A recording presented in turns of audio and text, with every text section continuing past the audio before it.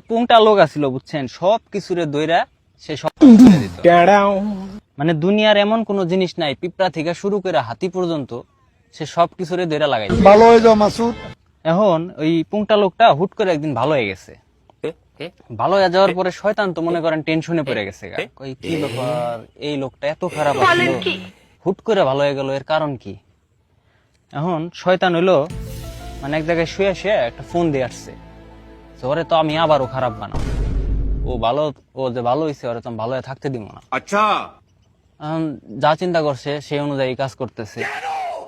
একদিন ওই শয়তান মেয়া সাইজে জামা কাপড় খুইলে এই বেটার সামনে গেছে।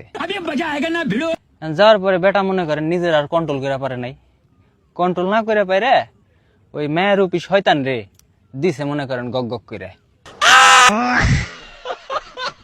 দেওয়ার পরে শয়তান তো মনে করেন সেই খুশি হয়েছে, খুশি হয়ে বেটারে কইতাছে, কয় আস্তে আস্তে কইতাছে, কয় দেখছাস তুই ভালো হয়েছিলি, তোর আমি ভালো থাকতে দিলাম না।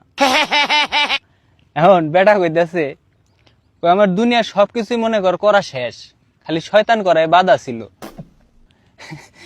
এই জন্যই আমি ভালো শাসছিলাম তোরে করার লিগে। সাবধান হয়ে যাস।